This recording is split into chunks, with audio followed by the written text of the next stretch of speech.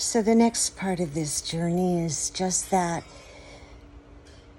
I quit taking antidepressants, 200 milligrams, which, I'm strong as an ox, so if one is good, 6 is much better. That's always been my attitude about everything.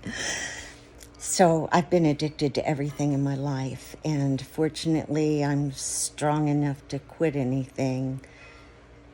I overdo everything, but I'm strong enough to quit anything, so I guess that's kind of a two-edged sword. Who knows? Anyway, I'm thankful, and I'm really, at this point in my life, I'm grateful that I can't drink, because I don't see it as doing us any good anywhere, particularly with our health, which I dove into when I got off those antidepressants. I did cold turkey, and I know that was not the best way for most people, but it's my way, and I felt like I knew what I was doing.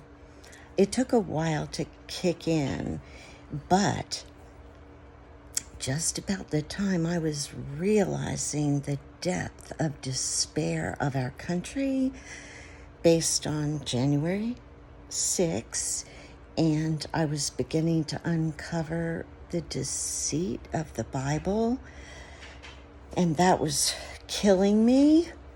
And there's another whole story about my son. My mom died right before that. I fell into a really deep depression. I'm the oldest of 7, and my mom and dad have both had major ADD and addiction. Not my mom, but my dad. And we come from a long line of pirate-type people that go to extremes. What can I say? It's how it is.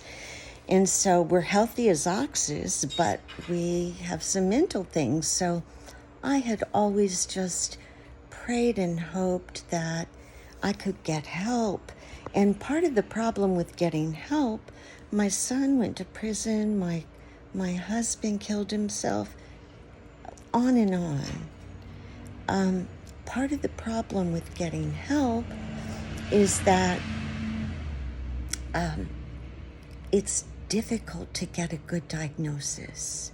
It's subjective.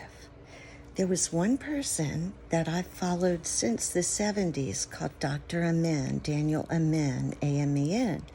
So when I was desperate during this period, June of 21, I did some research, and I found where he used to charge like $50,000 back then for a brain scan. Now he charged $5,000.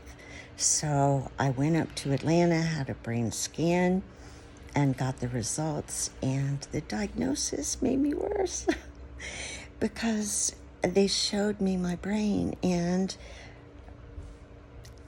I have signs of PTSD, which I thought all my family members did, but I never considered that I would, and I understand why.